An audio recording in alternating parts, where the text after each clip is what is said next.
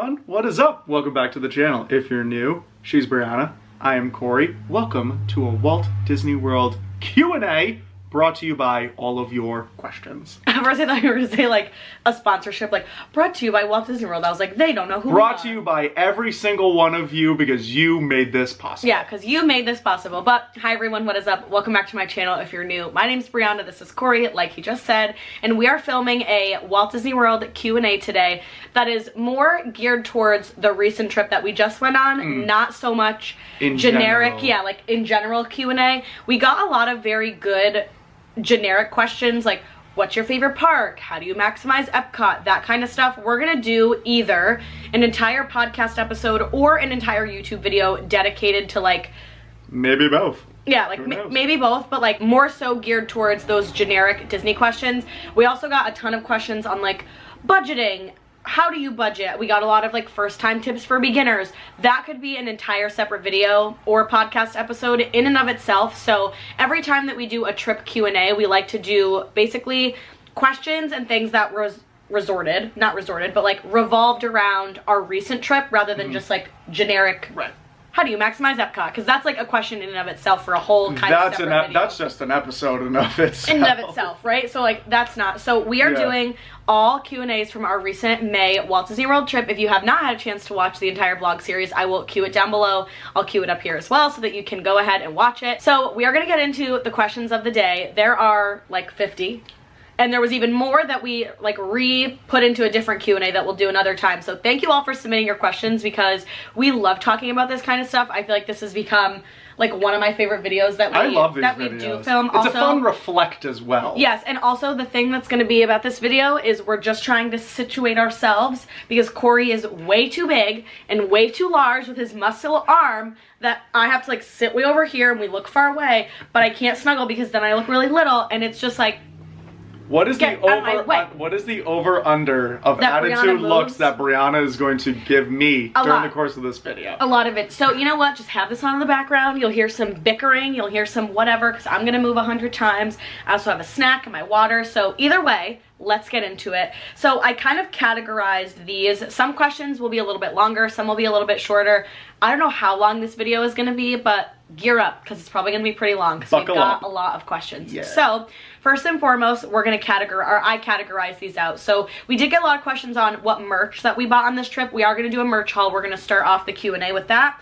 We got questions that were categorized in the hotel that we stayed at, the time of year that we went. So we went in May, parks, Genie Plus, food, budget, general tips, future trips, DVC, annual pass holders, and miscellaneous. So there is a load of stuff that we're going to cover today. Let's see how fast we can get through it. I'm assuming the video is going to be relatively long.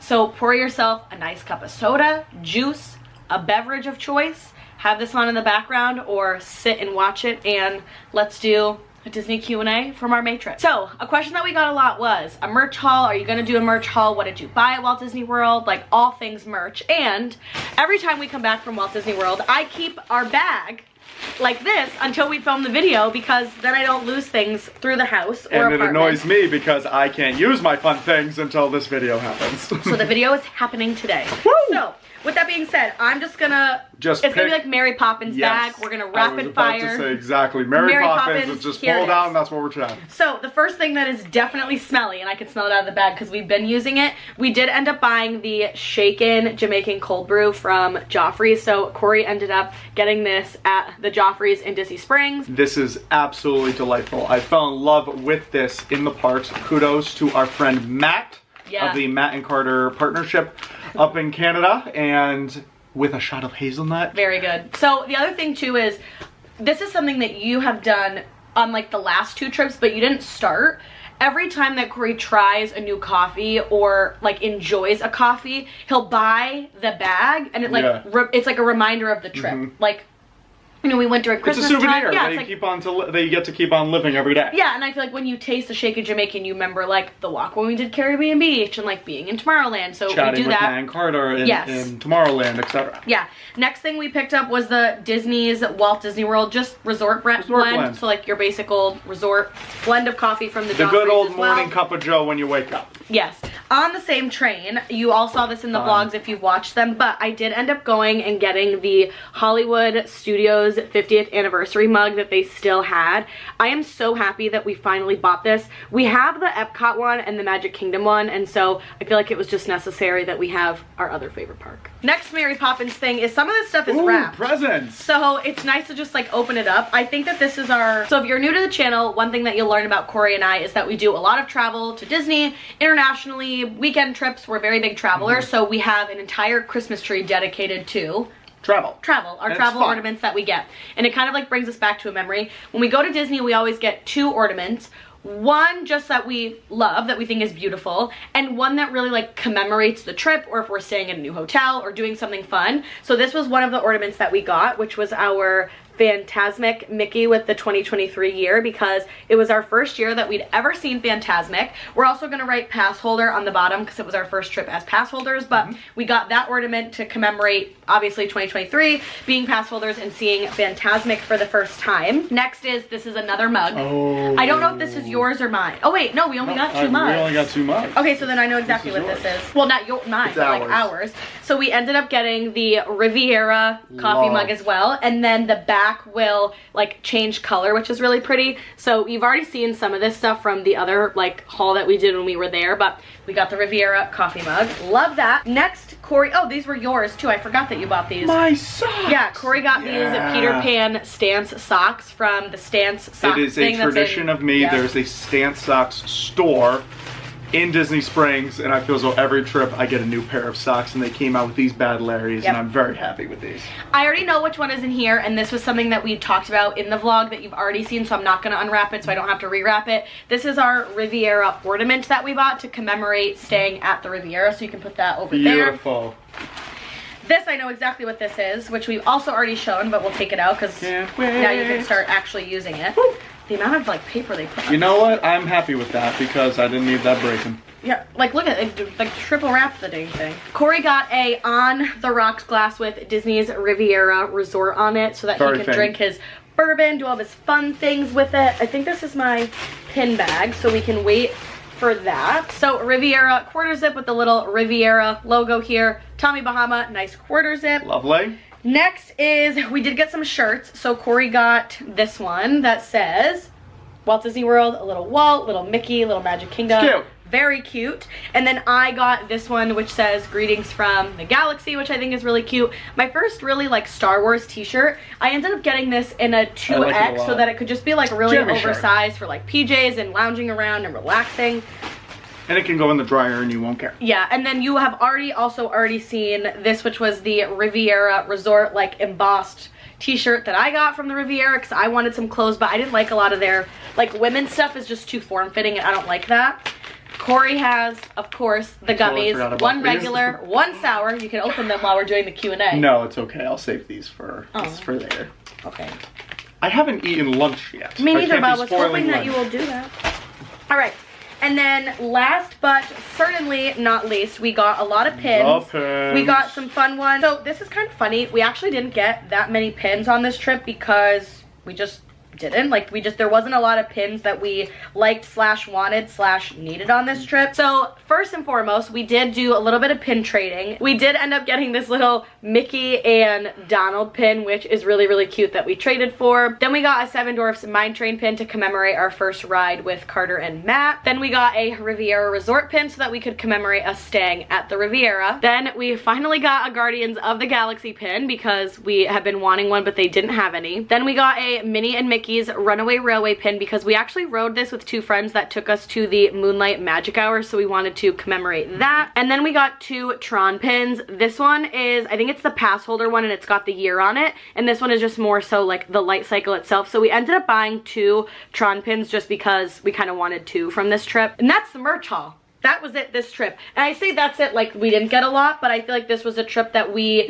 just were a little bit more methodical about what we liked and what we wanted more. All right, I feel a little bit better with the angle that we're doing right now because I like dumped it down. We just went through a 3-minute Brianna readjusting, changing the camera. Because you got to do what you got to do. I should dedicate my socials to the behind the scenes work. Yeah, okay. Great idea. All right, so now we are getting into the hotel segment. So all questions that you all had on the hotel in particular. So first and foremost, did you enjoy staying at the Riviera? A million Yes. out of 10. Hands down. Yes. Spectacular. It was an amazing experience. It was our first time staying deluxe, which we'll get into in a little bit, but it was just a really beautiful experience. So the short answer is yes, we enjoyed Overall, staying at the from Riviera. every facet of what is offered there, was a spectacular experience. Was amazing. Top 3 favorite things about staying at the Riviera. I would say, I can start. I would say the footprint, like the layout of the Riviera is nice and small. It's not very large, so I love that about the Riviera. I would say the second thing I loved about the Riviera was the pool. Like the pool was just absolutely amazing. And then I would say a tie, because there's 2 other things that I loved, was the food options. Like Bar Riva was delicious, Topolino's is good, the food's amazing, and I mean the room. So like I have 4 things that I loved. Always have to one up the question. Well, yeah, but I think all of them, like I don't want to not say the room because I love the room. Well, you were going to take 2 of my 3, and then you turned it to 3 of my 3, so it was obviously the room. But granted, like, the room was such a one-off experience, and I can imagine that no matter what room you stay in there, it's still going to be a beautifully done, beautiful experience. And then obviously the pool was incredible, but then I completely agree, from Bar Riva to even their quick service food at Prima Piazza was delightful. In general, good. Topolino's supreme ruler. So I just think it was a great experience overall. The next question was, how much was it to stay at the Riviera? So I have an entire video that went up before this all on our trip, what it cost in full detail, which I was fine sharing. I very much said in that video that the trip that we just went on was a deluxe Disney vacation. It was an extreme cost one that we knew that we were going to be spending a good penny. But we were like, yep, we're just doing it, and then we'll deal with it later. Yeah, but to answer your question, to stay in the Tower Studio per night was $405 a night. I think the reason why it was just more, $405 doesn't seem like a lot per night, but it's because it was the Tower Studio, which was just very, very small. It's not even half the size of a standard room anywhere else. Riviera pros and cons. I would say the first pro and the biggest pro of the Riviera is the footprint. It is not very big. Small. It is very, very small. It very much emulates if you just took the Grand Destino Tower from Coronado and just put everything right near it. Beautiful comparison. That's like exactly what it is. There's not multiple buildings. You're not going anywhere. It is a standalone, where all the other resorts are not standalones. So I think in that regard, the footprint was very small, and I would say that was my biggest pro. And you actually feel like you're in a hotel. It's not like the standard Disney setup where it feels, for lack of a phrase, motel-y, where the doors are on the outside. Yes. And so you're actually physically in a hotel. Which is how it feels when you're in the Grand Destino Tower. Correct. Like very much hotel-y. Correct. I would say a con of the Riviera. I actually have one. Even though you're on the Skyliner, during the busier times, you end up having to wait for a Skyliner tram, cube, whatever you like to call them.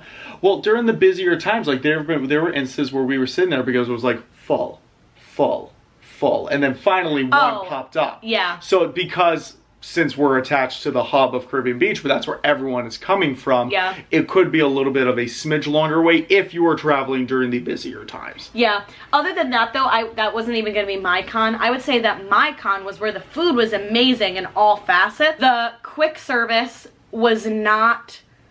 Oh, I enjoyed the quick service, so there you go. You can differ. Yeah, well, my con was that, like, the quick service was, like, very upscale quick service, which I don't necessarily think is a con in all facets, but when I think about kids, or when you've been, like for us, when we were traveling for 10 hours, like I was ready to have chicken tenders or like a basic cheeseburger or a slice of pizza, and it was like Mediterranean flatbread or like spicy Italian sandwich with pepperoni. I was like, my sandwich. but I'm saying, like, when I think that is a con. I know, like, I totally hear you. For you to get a chicken tender, it's even a hard kids menu. Like on their kids menu was like sauteed shrimp. It was literally 2 things. So I think that's a con. Like, think about that when you're going as well. We loved the food. The food was fabulous. It was, the con, however, was it was always something different. You were never going to have a lot of basic options that sometimes are nice to have when you're in Disney. The next question is staying deluxe worth the money if you're spending lots of time in the park? For I think we differ a little. For me, I think it's silly to spend the money. Yeah. If you are the people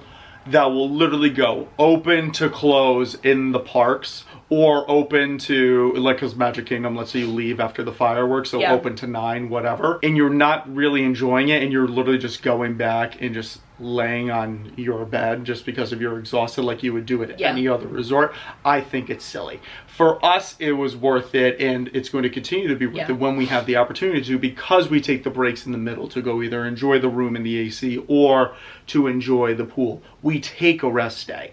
If you were truly just going there 4 park days in a row and you're leaving and you're just trying to maximize parks, I think it's not worth it, and you can spend your money better elsewhere. Yeah, I would say I agree with that 100%. I would say where I think that if you are somebody that wants to be in the park from morning until night, and you're going on a 7-day vacation with a travel day in the beginning and an end and 5 park days in the middle, and you're not going to enjoy your resort, then no, I would say it is not worth it to stay deluxe.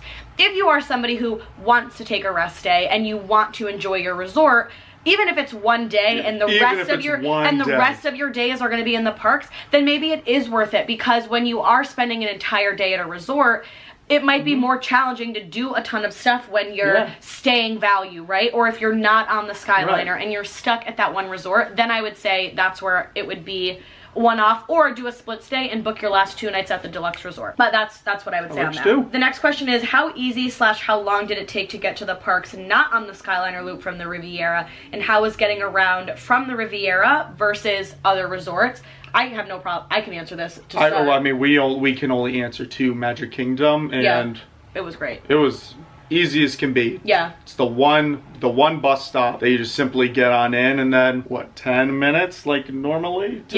It was fast. The thing is that the resort is not huge. Like, I don't know how many people that it can hold, but the Riviera Resort is not a big resort, so you're normally not waiting in a lot of lines for the buses. Like, we never waited in line for a bus. I think the longest bus we waited for was 7 minutes. And the only reason was, and we didn't even wait in a line, it was just the next bus was in 10 minutes. And we're in. And in terms of length, distance, like, Magic Kingdom didn't feel very far from the Riviera at all. And we didn't go to Animal Kingdom on this trip, so I think that, you know, that would have been like, that was fine too. But I think overall, yeah, it was very easy. The next question is, what was the best part of staying at the Riviera versus Pop Century? Do you recommend it? I think this is a hard question because comparing the Riviera to Pop Century is like value to Deluxe. Like, it's very difficult to compare. Because Pop Century has its immense pros for what the resort is. And we love Pop Century. Yeah. The Riviera is literally just at a tier, just all of its own. The elevated experience. Like, we go to Pop a lot, and of course,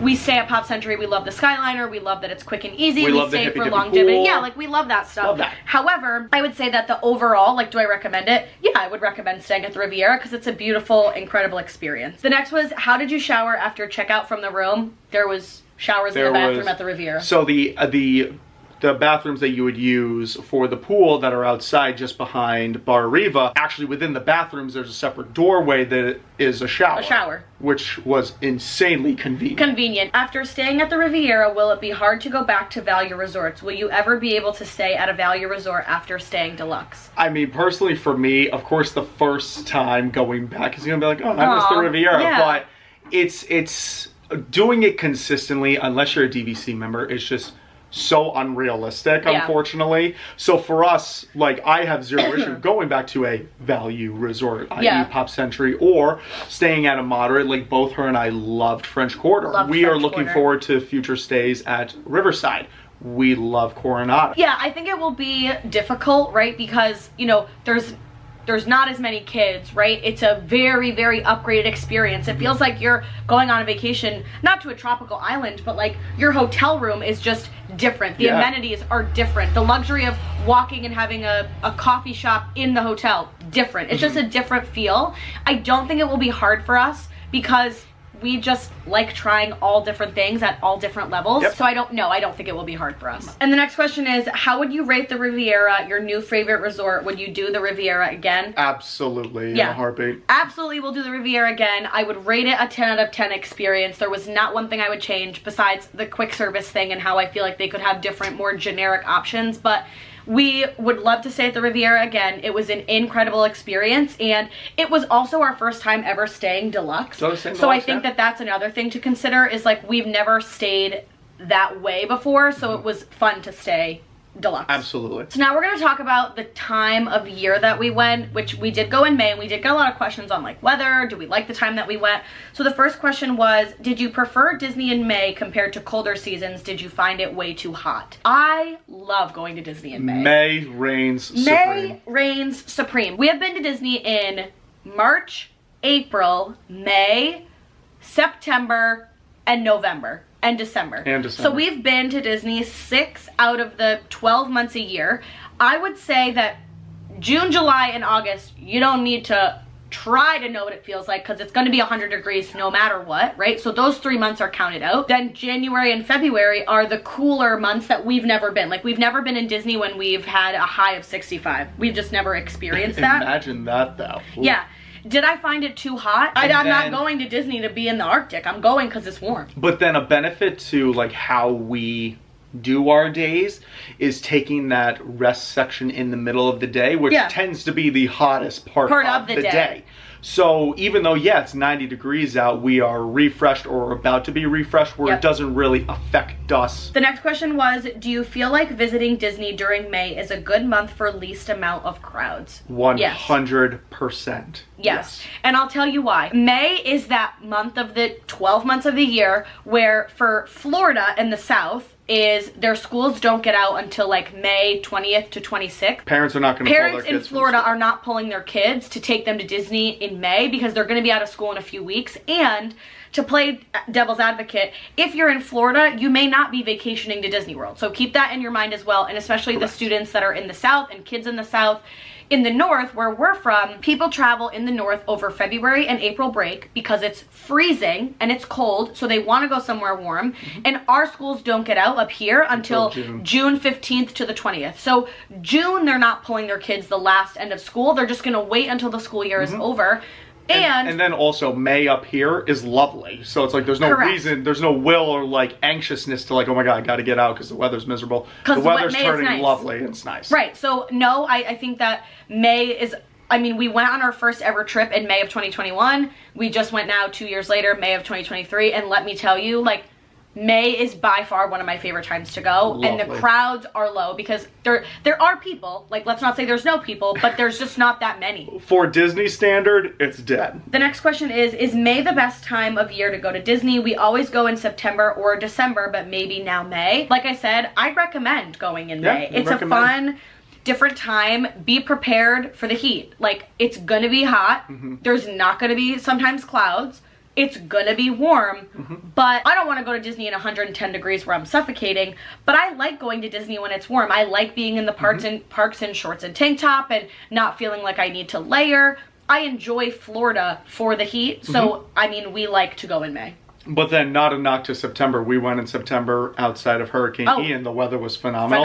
And then obviously, who doesn't love Disney during Christmas? Come on. Yeah, and I think when we went in December too, it was beautiful. It was stunning. It was half cool like weather, low 70s, half hot. like for a high, it was awesome. No, for our December trip, don't you remember it was in the 80s and I had to change all my outfits because I brought jeans thinking it was going to be cold? But I'm thinking of that one time where in November that's what it was, because I was in jeans and a flannel. I was like, nice. Why is this a thing right now? It was nice though. I think it just depends on like the kind of trip that you're looking for. All right, so next let's talk about questions that we got about the parks, how we did the parks, all park related questions. So the first one is just curious why you two skipped Animal Kingdom this time around. We went to it the last 2 times that we went to Disney, once with her father and then like the last time we went in general. So for us, we're just like, you know what, since we really wanted to maximize our time at the resort, one park needed to be sacrificed in our mind. Animal Kingdom. And it was Animal Kingdom. Yeah. I mean, so originally, now that we have the annual passes and where we can do park hopping, we had 3 park days. Epcot was a full day, and we wanted to do park hopping, so we did half Hollywood Studios, half Magic Kingdom, half Hollywood Studios. In theory, we could have added, you know, Animal Kingdom to the end of the trip or the beginning of the trip. We really could have done it on our travel day before leaving. Yeah, and we just didn't want to. And I think the reason why I skipped it was because we were staying, like Corey said, to stay at the Riviera. We were paying to be on the Skyliner.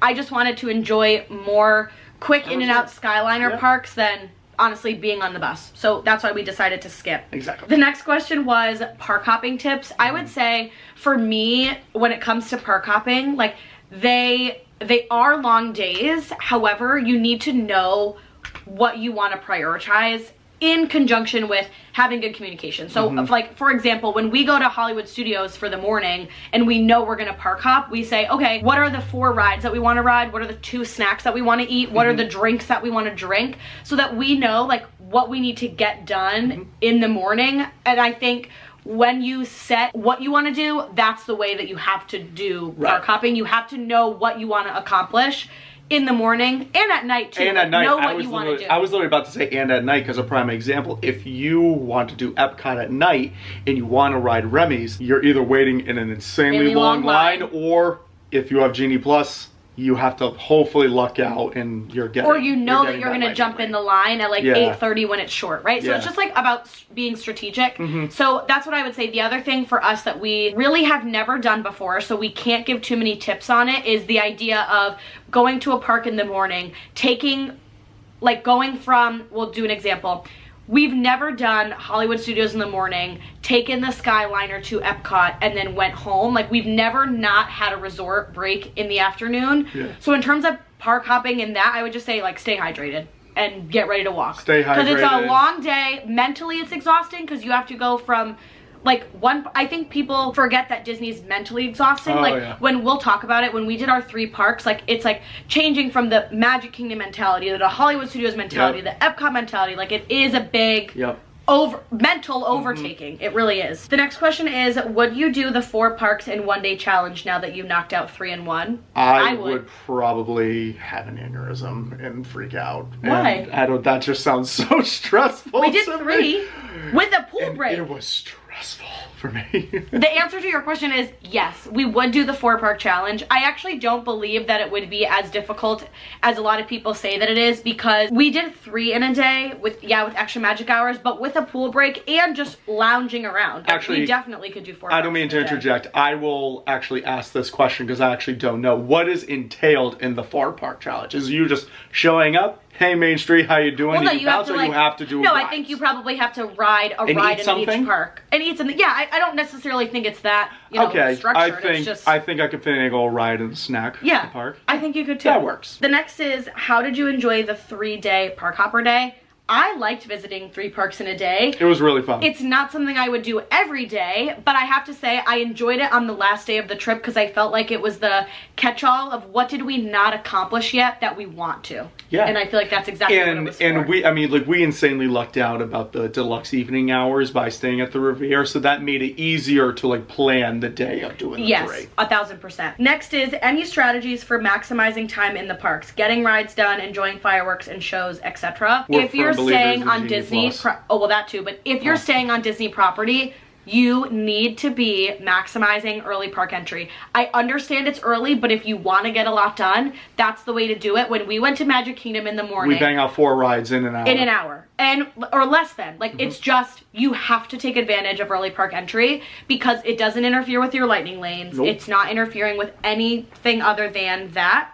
The other thing I would say in terms of a strategy for maximizing time in the parks is prioritize and know what you want to do and stick with that. So for example, we knew that we were going to have a Hollywood Studios night, but it was going to stack with our Epcot magic hours. So we had to watch Fantasmic on a different night so that we could prioritize and maximize the next night. So I think when you're talking about strategizing, you need to maximize early park entry, and I recommend Genie because you can just book a lane and it's one less thing that you're waiting in line for, but that's what I would say just in terms of like a strategy. Couldn't agree more. And then the last one is not necessarily related to parks, but kind of. Did you love your rest day? Did you ever wish you were going into the park or missing out? No, I did not feel like I was missing out, and rest days are my favorite. Supreme, insanely needed. I've always been the go person. I need to be entertained, etc. I've never wanted a rest day at Disney. I've never wanted a rest day before in my life. Then you start entering work life, and then you start entering vacation mode, and then Disney in and of itself, the rest day is essential and is so much needed, and I've never enjoyed a chaise lounge chair more in my life. The thing with the rest days is, this is where I would say, if you are going to enjoy your resort, then I would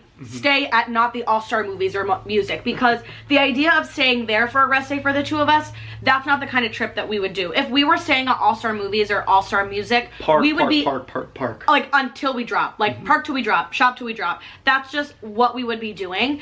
If you want to enjoy the pool, enjoy what the resort has to offer, try different restaurants that they have, just anything in relation to that, that's my favorite. The thing is, this rest day was by far, honestly, probably my favorite day of the entire trip. Oh, because spectacular. we took a nice long walk around Caribbean Beach. We got a coffee. We got to sleep in, enjoy the room that we had a got lovely upgraded lunch. for. We had a delicious lunch at Bar Riva. We got to take a nap. Our bodies got to rest. We got to just roast marshmallows at the resort, do trivia, eat dinner on the roof. You can't do all of those things and go to the park on the same day. So a rest day for me, I never feel like I'm missing out in the parks, because sometimes I feel like I'm missing out on what the resort offers. Like, I think people think about Disney and they say, we gotta be in the park the whole time. And because we've got the opportunity to go more often, now we say, wait, we want to enjoy the resort. We want to enjoy what Disney offers in different ways. You know what I mean? You just nailed it on the head. We freak out more about missing out on the resort than we do. I was like, I need to roast a marshmallow. Like, I don't... you know what I mean? And the minute I learned of trivia, I'm like, well, I know what we're doing at 8 o'clock. I know what we're doing at 8 o'clock. You know what I mean? So I think there's also things that you miss out on at your resort when you don't prioritize spending time at the resort. And I think, again, to each their own, like whatever kind of trip that you're looking for. Corey and I do all different kinds of trips. We do trips where we're never at the resort. We do trips where we spend 1 to 2 days at the resort. Like, it just depends on what you're looking for in a trip. However, if you've never done a Disney rest day, I recommend doing it and trying it, because it really is a beautiful, beautiful day. Absolutely. So next we are going into Genie Plus questions, which we get a ton of all the time. The first one is, what parks are worth it / not worth it for Genie Plus? I would say the only park that I don't think is worth it for Genie Plus is Animal Kingdom. If you maximize early park entry, there's like 4 rides, and there's not a lot of people in Animal Kingdom all the time, and majority of people just want to be in Pandora. You don't need a lightning lane for Everest, and you go in the morning. Never. Navi River, sometimes you can get a 30-minute wait. There's never a wait for Dinosaur, and then the rest are really just shows besides Flight of Passage that you can maybe rope drop in the morning. Like, I don't actually think that you need it in Animal Kingdom. I agree. You need it in Magic Kingdom. Worth it 1,000%. Oh my God, because there's too a million many rides. There's too many rides. And it's like, it's the busiest park. The busiest park of them all. Hollywood Studios is all the big rides. So there's always wait times, because when people go to Hollywood Studios, they're riding rides. There's beautiful things to do in Hollywood Studios, but the majority of it is big, fun rides. People are riding rides in that park. And Epcot, even though they don't have a ton of rides, but they're rides that are family favorites that everybody wants to do. Yeah. Frozen and Remy to start off the 2. I mean, come Soarin', Soarin', Test Track. Like, those are 4 rides that everyone wants to ride. So next we are heading into the food from this trip category, which Food Network, Corey, here we go. So the first question is, what was our favorite breakfast, lunch, dinner, snack, dessert, and drink from the trip? Did we have breakfast? So I would say my favorite breakfast that we had on the trip was when we ate the donut. Oh, Joffrey's my God. Joffrey's we're donut. not breakfast people, First but thing the in the morning on the rest day, I got the Oreo one. It was great. You would think, looking at it, how big it is, you're like, oh, this is probably going to be crappy, doughy or like overcooked maybe. This thing was fluffy beyond belief. Get that. So I would say that was my favorite donut, my favorite breakfast. My favorite lunch from this trip was probably Bar Riva. Yeah, Bar Riva was delicious. Insanity. It was so refreshing, so light. It was beautiful to sit down. The food was fabulous. So Bar Riva was my favorite lunch. Favorite dinner? Flying fish. Flying fish. Flying fish was by far my favorite dinner on this trip. It was, again, I got the same thing, but it is like going home, because I love that restaurant so much. It's so good. My favorite snack from the trip was probably, so I have a dual favorite snack, because I was gonna say the popcorn. However, I'm gonna consider that, actually no, I'll say the popcorn, because we really didn't snack this trip. We really didn't. No, we weren't really snackers. We were always back at the room and just eating stuff from our bag. Normally we are snackers, but we didn't do Epcot's Flower and Garden this year because we just didn't have the time. My favorite dessert from the trip, my Mickey ice cream sandwich. My Mickey ice cream bar. Like, I just love a Mickey ice cream sandwich. I love it. And then my favorite drink from the trip was my Mission to S'mores latte in Tomorrowland. And the toffee flight. Like, both of those iced coffees were my favorites. Yeah, I would say that was my favorite. Like, honestly, yeah, Jamaican with the shot hazelnut, awesome. Yeah. Next question was, best thing we ate the entire trip. I would say... Oh, the shrimp cocktail's up there. I know, my pasta from there's up there. I know my favorite thing that I ate, that I dream about to this day. That if I could snap my fingers and have it in my hands, what it would be the burrata salad from Bar Riva with the focaccia bread. Specifically because of the focaccia bread.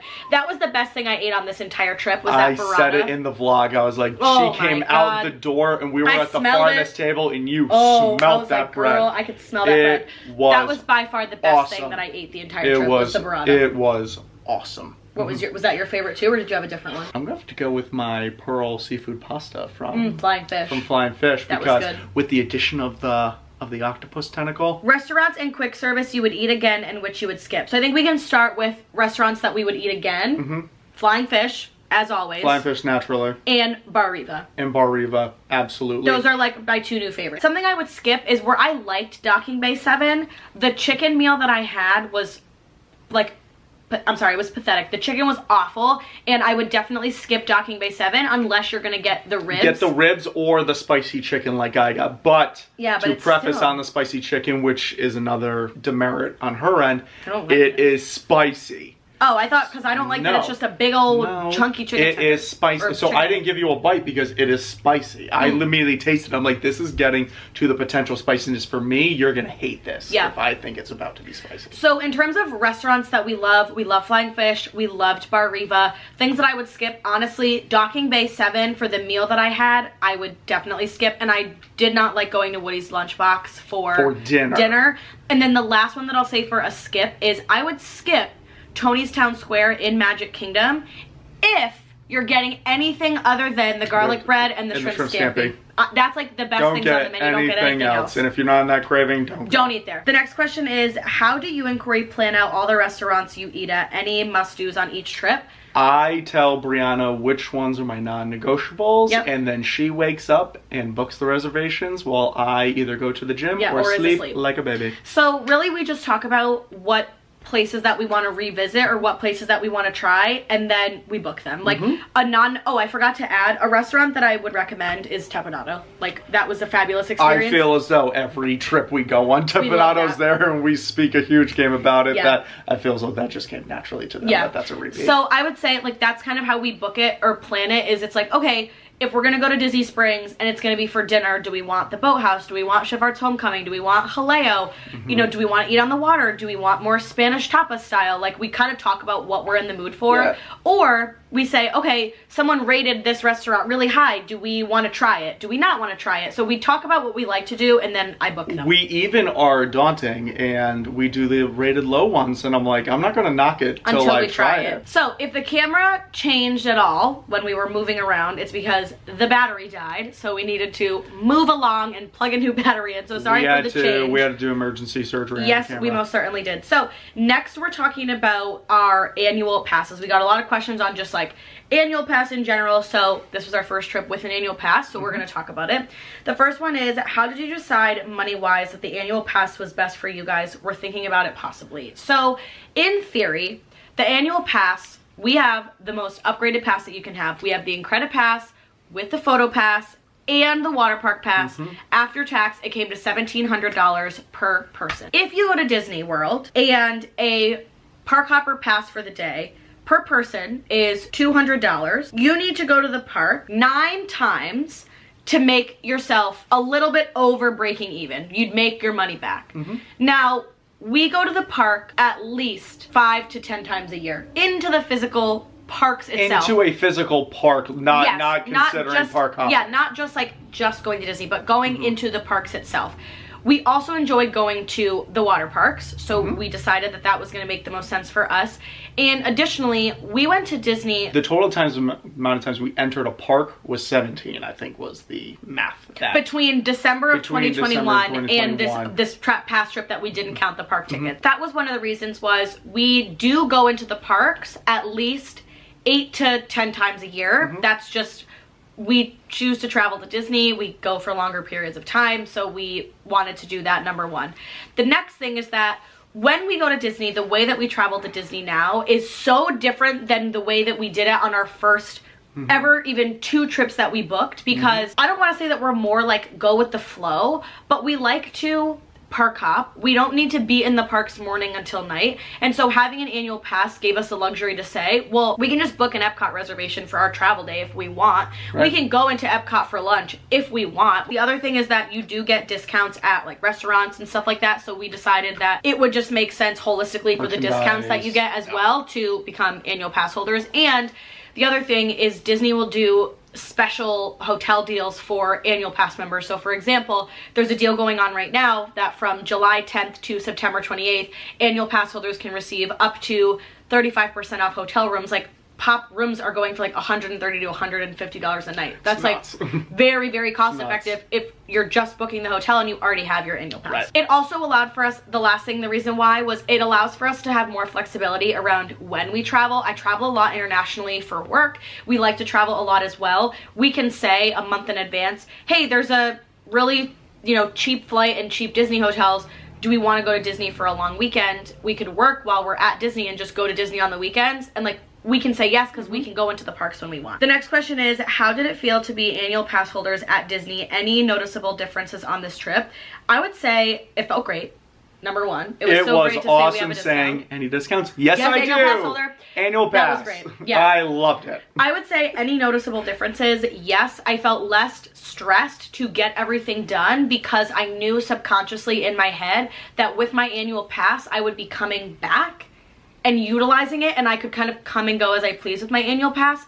And the biggest noticeable difference was that we did get discounts on our dinner reservations, on merchandise. Like you get annual pass discounts, even if it's a few dollars. It adds up to $500-600 of savings on a vacation. I mean the one where like we did like our Riviera clothing haul. I think we saved like $60 off of the bill. Oh God, yeah, which was like like that's amazing right there. That was a pretty big chunk. The one thing that we have, and I don't want to say that we've like fought about it, but something that we both have to remind each other of is we want to travel everywhere. We want to go everywhere. We made the conscious decision within the last year or like few months to buy the annual pass. What that means is that our vacations for the next year while we have our annual pass are Disney World vacations. And I think that's something that you have to be okay with and comfortable with. Like, we're not going to islands. We are going to Europe this summer, but that was booked well before the annual pass. Like, we are not doing a weekend trip to England or going somewhere else because we paid for the annual pass, so that's what we're doing. Last and not least, in the Q&A, we're gonna get into all miscellaneous questions. Things like my puck holder on my Apple Watch, do you guys do any pin trading, all the kind of like miscellaneous random questions that don't really fit into a category. First is, didn't you try the Apple Watch on your Magic Band, or didn't you try the Magic Band on your Apple Watch? How did you like it, and Corey's thoughts? So Corey used his before. He no longer uses an Apple Watch because he prefers a regular watch. I prefer just a regular watch, so it's just unnecessary. Yeah, you have a Magic Band on one wrist and your regular watch on another wrist. I, however, wanted an Apple Watch to actually tell time, and I ended up getting a puck holder that would take the Magic Band, like circular puck, and put it on the Magic Band, like on my Apple Watch band. I loved having it. I loved having my own watch to tell time rather than just my phone. I thought that was a great thing, so I will be doing that moving forward for trips. Now, people have said like, oh, Brianna, you can just like use your Apple Watch, you can hold up your phone to do the scanning for Lightning Lane. I just like the ability of the Magic Band. The Magic Band to me feels very holistic, it feels very Disney, and I like using a Magic Band. Absolutely. Whether we're annual pass holders or not. The next question was trivia night results. So we played against only one other team, so it wasn't anything crazy. I think we, in theory, like tied. No, we did tie. But that was because the other team, like, got an answer from somebody else, so technically we would have won against the other team. I didn't know that. Remember, it was like you could phone a friend, they phoned a friend for an answer. We didn't phone a friend. Correct. So like in theory we won, but it was a tie. Ridiculous. It was just really lighthearted and super fun, but trivia was great. Next is, can you talk about the Disney gift card thing? Do you get discounts on them? So I can talk about the Disney gift card thing. That is one way that we budget. We got a lot of questions on budgeting, how we budget, how we break down price. I'm gonna do an entire dedicated video to how we budget for Walt Disney World and what our budget looks like when we're there, before we go and all that, but that's going to be in a totally separate video. However, Disney gift cards is a way in which Corey and I budget in the long term. So for example, every single month I will buy anywhere between 100 or 300, depending on how much I want to invest that month, into said Disney gift card. You can use Disney gift cards at Disney for anything. Your quick service, your lightning lanes, for dinner reservations, anything at Walt Disney World can be paid for with a Disney gift card. So it's just a way for me to say, okay, every month I save $200 for Disney. I don't take the money out of a bank account and hold it in cash. I don't have a separate bank account. It's just in Disney money, so it's already put aside. And then the last night of your stay at your resort, so the last night that you're there, Corey and I will make time either at night, they're there 24/7, you know, put the kids to bed and you can come down if you're a parent or whatever. And we bring our gift cards down and I say, I have $400. I'd like to put these $400 worth of gift cards on my Magic card or my Magic Band balance, my hotel charges, and it just gets it down as far as it can. You also can have your gift cards like swiped in the parks and whatnot. That's just the way it works for us because I like to be able to see everything on my Magic Band rather than like pulling out gift cards and stuff. Like everything goes on the Magic Band and then the gift cards get applied. And I would say that's just how we use gift cards. That's how we roll. Next is, did you finally do the Enchanted Tiki room? Did you love it? No, we didn't have time. Haven't done it yet. No, we haven't done it yet. So basically, we were gonna do the Enchanted Tiki room. We got our Dole Whip and then we just like didn't. We walked away. We walked away. I'm just moving this a little bit so that we can be slightly centered for the end of our. Oh, what am I doing? Pushing play on our thing. So we did not get a chance to do the Tiki room where I was excited to try it. That's something we'll have to do on the next trip because we didn't get the chance to. And the next question is, do you guys do pin trading at all? We do. We just started actually in April. I just wanted to like give it a go. And now here's the thing. I am not going to trade pins unless I think it's like a nice, good quality, bigger pin. A lot of people bring, you know, fake pins into the park. And they're just trying to create like a mystery set. I think that's totally fine. I just am not going to trade pins unless I see something that I really love. That's the one thing that I just don't like is that they're bringing the fake pins in because you could truly tell that they're fake. And not only are they fake, but they're like not fun pins at all. So it's not like I'm looking at a cool pin. I'm like, oh my God, even though it's fake, I want it. I just looking at these. I'm like, these are meh to me. The next question was, will you do more friend trips in the future? 1000%. That was probably one of the best things about our entire trip was getting to do certain things with friends like at Disney. And especially with people that get Disney, right? Like we go with my dad and where that's a fun experience in and of itself. He doesn't know Disney and he's a dad and he lags behind, but it's just like, it's a totally different experience when you go with friends that like Disney just as much as you do and stuff. Now I will say though, this was not like, it was a friend trip, but it also wasn't. Like we saw them, and for those of you that are new, Carter and Matt are friends of ours from YouTube that we now met on this Disney trip that we had kind of planned a trip with in general. And it was so beautiful for us to spend so much time with them, but it was also nice that like we could do our own thing, that we weren't staying in the same room. Like it allowed for us to have our time as a couple, their time as a couple, and then come together. So long story short, yes, we will definitely do more friend trips in the future. Next is, aside from Disney World, do you have any plans to visit Universal Studios in the future? I don't. Not really. No. And I'll tell you why. I'll tell you my opinion on this. I love going to Disney so much that the idea of going to Disney and then spending like 2 days of my Disney days at Universal like doesn't mesh for me. However, I see a lot of people that are in the UK that will come over to the US and go to Florida for 2 and weeks. They come for 2 or 3 weeks. You should go to Universal because you're not going to do a Disney trip and a Universal trip. So I think I would do Universal, but like we're annual pass holders at Disney. It's just not in the plans. It's not in the plans. Any regrets from this trip? What is something that you weren't able to do this trip but hope to do next time you go? I think I can speak on the both of us in saying that we regret that it was not longer. Yeah, that's something that that is something that I did learn about myself, is where this trip was a beautiful short trip. Not even that it was short, right? Like we went for 6 days. It felt not long enough. Well, I like to go for a little bit longer. But also I feel as though it felt that way because of the days that we scheduled it.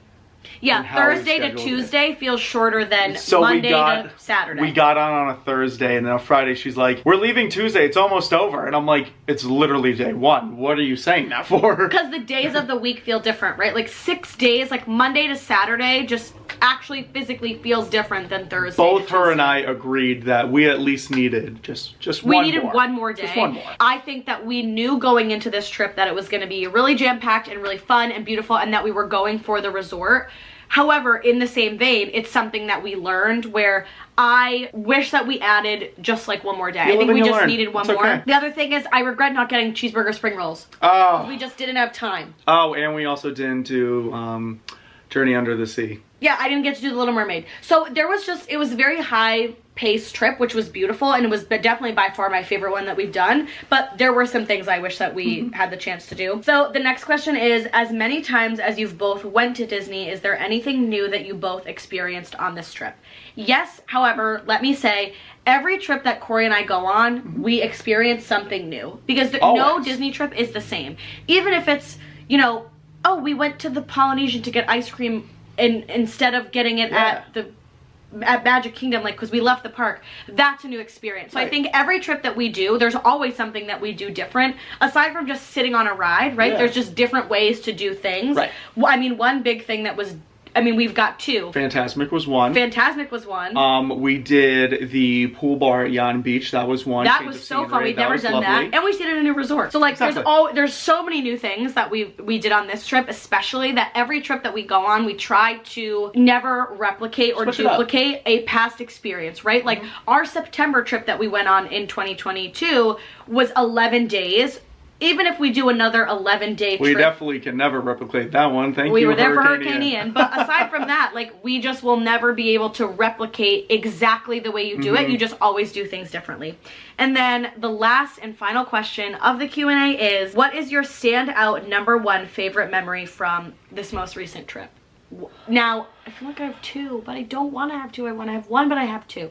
Oh, it's just...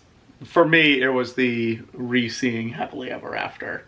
That will forever be cemented in the brain. That was a brain-altering moment. Because that was our first moment of when we went back in 2018 of the first day trip that we ever did. Yeah. And it just brings back a wonderful memory. So re-seeing it, that was it for me. That was you. I would say my #1... Do you have 3 now? No, I just have multiple. But I would say my #1 standout moment was when we walked into our upgraded room at the Riviera. It was such a oh my god, pixie dusted moment that I never thought that we would really ever have. I had gone in mentally expecting a tower studio. I'd been planning it for 6 months. That was by far a big, like, standout moment. Yeah, and our reactions could not have been better. I mean, we kept it to ourselves. We did not film them, but the gasps, our jaws hitting the floor, it was like instant emotion. And I will say that was a standout moment because it felt like it was something between the two of us. Like, I think Happily Ever After, where I just vlogged the show, it wasn't us talking in our reactions. It was just enjoying. So that is going to conclude the May Disney Q&A. We're so happy that you all have loved the vlog series. Thank you so much for all the support and the kind words.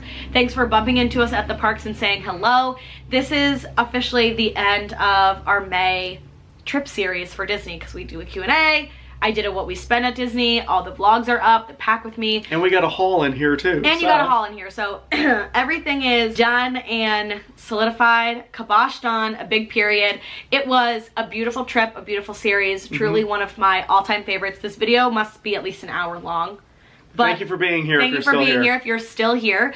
And we love you guys so much. If you're new and you've made it this far, make sure to give the video a big thumbs up. Please hit that subscribe button down below. And turn on your post notification bell so you never miss any videos. They're not just Disney. I'm very much in the lifestyle space as well. But we're so excited that you were here to spend it with us. If you've made it this far, we love you the most. And we'll see you in the next one. Toodles. Bye, everyone.